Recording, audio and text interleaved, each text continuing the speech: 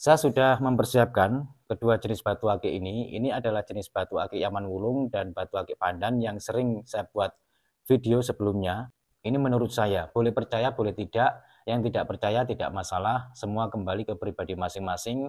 Tapi percayalah bahwa setiap benda, semua benda tanpa terkecuali, memiliki himpunan energi secara alami yang terkandung di dalamnya. Selain itu, secara alami juga memancarkan.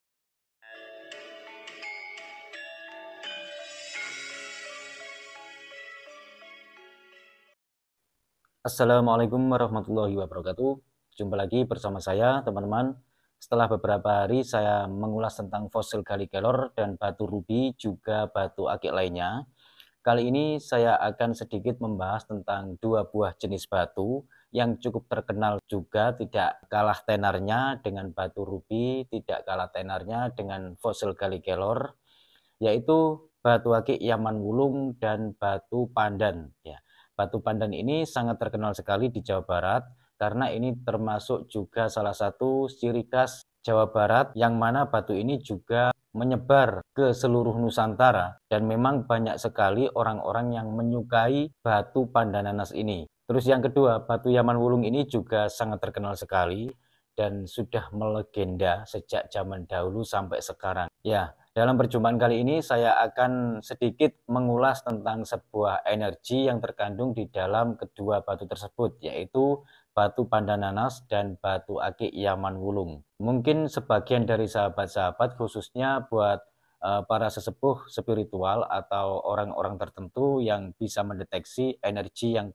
tidak kasat mata atau energi secara alami yang terkandung pada sebuah benda, khususnya pada batu akik, tentunya sudah mengetahui atau memahami dengan tema kali ini, yaitu sebuah energi secara alami yang terkandung pada akik Yaman Wulung dan pada akik Pandan. Tidak lupa juga saya ucapkan salam hormat saya buat para sesepuh Nusantara dimanapun berada, dan juga salam hormat saya buat sahabat-sahabat yang masih pemula, juga salam seduluran buat seluruh penghobi batu akik Nusantara dan juga para pakar-pakarnya. Di sini saya tidak sok tahu, tidak keminter, karena di sini saya juga selalu mempelajari atau selalu belajar dan belajar terus, sehingga apa yang saya dapatkan dari pelajaran-pelajaran yang saya serap, alhamdulillah bisa saya sajikan, bisa saya tularkan, bisa saya bagikan, khususnya buat sahabat-sahabat yang masih pemula dan juga buat sahabat-sahabat yang mungkin penasaran dari segi energi yang terkandung pada sebuah batu,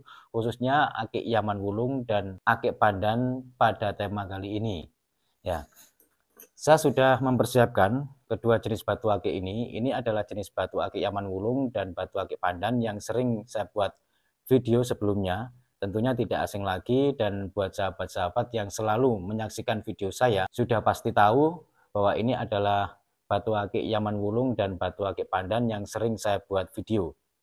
Ya, untuk jenis energi yang terkandung secara alami di kedua batu akik ini memang ada kesamaan. Kesamaannya adalah pada sebuah energi yang menurut saya ini energinya cukup meneduhkan dan juga mempunyai energi yang bersifat pengasihan secara umum atau daya tarik tersendiri, khususnya pada sebuah energi yang mengarah pada sebuah karisma. Ini menurut saya, boleh percaya, boleh tidak. Yang tidak percaya tidak masalah, semua kembali ke pribadi masing-masing. Tapi percayalah bahwa setiap benda, semua benda tanpa terkecuali, memiliki himpunan energi secara alami yang terkandung di dalamnya. Selain itu, secara alami juga memancarkan energi positif, sehingga ada manfaat-manfaat tersendiri yang sementara manfaat tersebut tidak bisa kita ketahui secara mendetail, karena yang Maha Tahu hanya Tuhan Yang Maha Kuasa. Ini energi alami yang terkandung di dalam kedua batu yang saya pegang ini juga termasuk mempunyai himpunan energi secara alami, energi positif yang banyak sekali manfaatnya jika dipakai. Lalu apa saja manfaatnya energi positif jika batu yang mengandung energi positif itu kita pakai? Sebenarnya manfaatnya itu cukup banyak sekali. Efek positif beberapa yang saya ketahui termasuk bisa menstabilkan emosi kita, atau yang menyangkut pada sebuah mitos yang katanya termasuk pada sebuah keberuntungan, insya Allah begitu, dan juga memancarkan aura positif di dalam diri kita, sehingga cukup berpengaruh sekali dalam kehidupan kita sehari-hari, dalam aktivitas kita sehari-hari, juga yang berefek pada sebuah kesehatan, baik itu kesehatan fisik ataupun kesehatan mental. Kesehatan mental di sini yang mengarah pada sebuah keseimbangan emosional dan juga kestabilan jiwa kita, sehingga kita lebih terlihat fresh, lebih terlihat cerah, lebih jernih dalam berpikir dan lain sebagainya. Namun efek-efek tersebut itu tidak bisa kita rasakan secara langsung atau tidak bisa kita rasakan sangat dahsyat, itu tidak bisa teman-teman, karena ini sifatnya alami. Karena energi yang sifatnya alami itu kebanyakan energinya halus, selain halus merambahnya itu perlahan tapi pasti, biasanya begitu, kebanyakan begitu. Energi yang terdapat pada sebuah benda secara alami berbeda dengan energi-energi yang berasal atau berawal dari sebuah kodam. Lalu apakah energi yang berawal atau berasal dari sebuah kodam itu tidak baik? Sama saja, baik saja, tergantung. Semuanya itu tergantung. Jikalau energi yang berasal dari kodam itu kodamnya positif, apalagi bisa selaras dengan pemakainya, insya Allah positif juga. Sama halnya dengan kita sebagai manusia, ada yang baik, ada yang tidak baik. Karena kodam pun juga makhluk, diciptakan berpasang-pasang.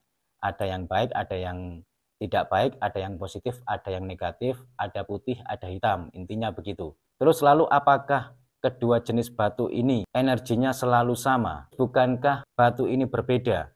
Kenapa energinya bisa sama? Ya memang batu ini adalah jenis batu akik Yaman-Wulung dan akik Pandan teman-teman. Tentunya berbeda dari segi materialnya, dari segi warnanya, intinya dari segi jenisnya pun berbeda. Kebanyakan benda terutama bebatuan itu memang ada beberapa unsur kesamaan, ada juga perbedaannya. Pasti ada perbedaannya setiap benda, terutama pada batu cincin atau batu akik. Namun perbedaan itu ada kalanya banyak kesamaannya, ada kalanya banyak perbedaannya, ada kalanya tidak ada kesamaannya, dan memang itulah energi yang terkandung pada sebuah benda. Ada kalanya warna juga menentukan pada sebuah energi, kuat atau lemah, energi yang mengarah pada sebuah pengasihan, kewibawaan atau proteksi, itu juga ada kalanya kita bisa menilai dari segi warnanya. Namun tidak kesemuanya warna itu menentukan sebuah energi, meskipun warna pun juga ada gelombang energinya atau vibra energinya, begitu.